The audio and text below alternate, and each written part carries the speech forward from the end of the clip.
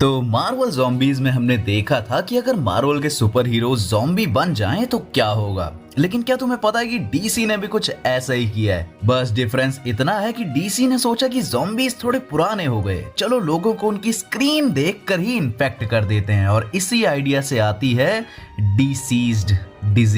Deceased की story में सबसे बड़ा विलन कोई ज़ॉम्बी नहीं है, असली प्रॉब्लम है एंटी लाइफ इक्वेशन। और अगर तुम डीसी फैन हो तो इसका नाम पहले भी सुना होगा। डार्क साइड भी इसके पीछे पड़ा रहता है, क्योंकि बेसिकली एक ऐसी पावर है जो किसी की फ्री विल खत्म कर सकती है। मतलब इंसान अपने ही दिमाग का ऑनर नहीं रहता। थोड़ा स्कैरी है और थोड़ा ऐसा भी लगता है जैसे मंडे मॉर्निंग को अलार्म बजते ही हमारी हालत हो जाती है। लेकिन इस बार Darkseid anti life equation को एक टेक्नोलॉजी के साथ कनेक्ट कर देता है और यहीं से पूरा डीसी यूनिवर्स फंस जाता है, क्योंकि ये इन्फेक्शन किसी के काटने से नहीं फैलता, ये डिजिटल सिग्नल के थ्रू फैलता है। मतलब अगर तुमने किसी इन्फेक्टेड इंसान को देख लिया, उसके फोन पर कुछ देख लिया या उस सिग्नल के कांटेक्ट में आ गए, खेल खत्म बेटा, डाटा खत्म, खेल खत्म। अब सोचो, ज़ॉम्बी एपोकलिप्स में नॉर्मली रूल होता है कि ज़ॉम्बीज से दूर रहो, लेकिन डिसीज्ड में रूल है कि भाई वाईफाई बंद कर और फोन नीचे फेंक दे। और ससुरा प्रॉब्लम भी यही है कि आज के टाइम पे इंटरनेट से दूर कौन ही रहता है। तुम जानते ही हो कि थोड़ी देर के लिए अगर नेटवर्क चला जाए तो बंदा पूछने लगता है जियो को क्या हो गया, एयरटेल को क्या हो गया। तुम लिटरली दीवारें खरगोटने लग जाते हो अगर तुम्हारा इंटरनेट बंद हो जाए तो धीरे धीरे ये इन्फेक्शन पूरी दुनिया में फैलने लगता है। लोग अपना कंट्रोल खोने लगते हैं और वायलेंट हो जाते हैं। और अब सबसे बड़ी प्रॉब्लम आती है सुपर हीरोज की, क्योंकि अगर कोई नॉर्मल इंसान इन्फेक्टेड होता है तो शायद उसे रोकना पॉसिबल है, लेकिन अगर सुपरमैन इन्फेक्टेड हो जाए तो भाई अब ज़ॉम्बी एपोकलिप्स नहीं, अब तो इंश्योरेंस कंपनी भी रिजिग्नेशन दे देगी। सुपरमैन की स्पीड, स्ट्रेंथ, हीट विजन और बाकी पावर्स अगर उसके कंट्रोल में ना रहें तो वही पावर्स पूरी ह्यूमैनिटी के खिलाफ यूज हो सकती हैं। और सिर्फ सुपरमैन ही नहीं, wonder woman, flash, green lantern और कई दूसरे बड़े डीसी कैरेक्टर्स भी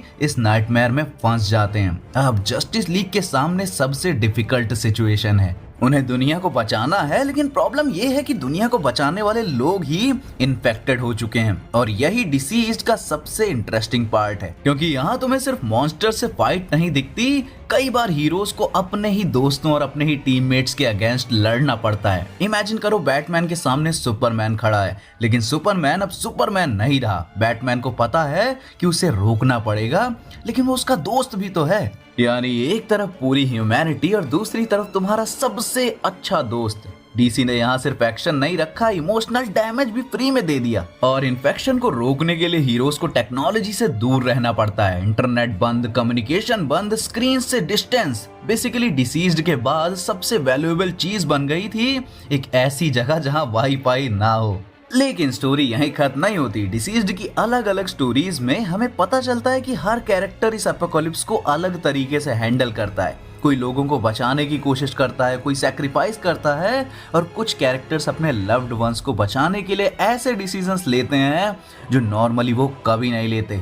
और इसी वजह से ये स्टोरी सिर्फ कि डीसी के सुपर हीरो ज़ॉम्बी बन गए वाली कहानी नहीं है, क्योंकि यहाँ एक इंटरेस्टिंग डिफरेंस है। मार्वल ज़ॉम्बीज में मेन कॉन्सेप्ट है अनडेड सुपर हीरोज, लेकिन डिसीज्ड में सुपर हीरो जरूरी नहीं है कि डेड हों, वो जिंदा हो सकते हैं, बस उनका दिमाग उनके कंट्रोल में नहीं है। और ऑनेस्टली ये कई बार ज्यादा स्कैरी लगता है, क्योंकि डेड सुपरमैन से डरना एक बात है, लेकिन जिंदा सुपरमैन को अपनी पावर्स के साथ तुम्हारे खिलाफ आते देखना दूसरी बात। अब अगर तुम्हें डीसी के डेड सुपर हीरोज वाली कोई और स्टोरी याद आ रही हो तो हाँ, ब्लैकेस्ट नाइट भी है। क्योंकि अभी मैंने ग्रीन लैंटर्न की ब्लैक रिंग पर एक शॉर्ट्स डाला था और वहाँ किसी ने कमेंट किया था कि ये मार्वल के मार्वल ज़ॉम्बीज की कॉपी लगता है। तो उससे खतरनाक कॉन्सेप्ट तो डिसीज्ड ही है, लेकिन ब्लैकेस्ट नाइट और डिसीज्ड को एक मत समझना। ब्लैकेस्ट नाइट में Black Lantern Corps dead heroes और विलन्स को वापस लाता है। इसका कनेक्शन नेक्रॉन और ब्लैक लैंटर्न से है, और यहाँ डीसी का हॉरर एकदम अलग लेवल का है। सोचो तुम्हारा कोई फेवरेट हीरो मर चुका है और फिर वही वापस आता है, लेकिन अब वो तुम्हारा दोस्त नहीं है। ब्लैक लैंटर्न रिंग उसकी डेड बॉडी को कंट्रोल करती है और उसे ब्लैक लैंटर्न बना देती है। यानी डीसी में एक तरफ डिसीज्ड है जहाँ तुम्हारे फेवरेट हीरोज इन्फेक्शन की वजह से तुम्हारे खिलाफ हो सकते हैं, और दूसरी तरफ ब्लैकेस्ट नाइट है जहां तुम्हारे फेवरेट डेड हीरोज वापस आकर तुम्हारे खिलाफ खड़े हो सकते हैं। एक में प्रॉब्लम है कि हीरो का दिमाग चला गया और दूसरे में प्रॉब्लम है कि हीरो मरने के बाद भी छुट्टी पर नहीं गया। और शायद डिसीज्ड का सबसे डरावना सवाल यही है, अगर सुपरमैन, वंडर वुमन और बाकी हीरोज दुनिया को बचाने के लिए मौजूद ही ना रहें बल्कि दुनिया को उनसे ही बचाना पड़े, तो ह्यूमैनिटी आखिर बचेगी कैसे? और इसी वजह से डिसीज्ड सिर्फ मार्वल ज़ॉम्बीज की कॉपी नहीं लगती, इसने ज़ॉम्बीज एपोकलिप्स को डीसी के सबसे बड़े वेपन सुपर हीरोज के साथ मिक्स करके एक ऐसी स्टोरी बनाई जहां कभी कभी सबसे डेंजरस मॉन्स्टर कोई मॉन्स्टर नहीं बल्कि तुम्हारा अपना फेवरेट सुपर हीरो होता है। तो अगर तुम्हें मेरी आवाज में डिसीज्ड की किसी कॉमिक का फुल नैरेशन चाहिए तो कमेंट में डिसीज्ड लिख देना। बाकी मैं मिलता हूँ किसी और वीडियो के साथ, तब तक के लिए एक मिनट सब्सक्राइब जरूर कर लेना। Be webtastic, be fantastic.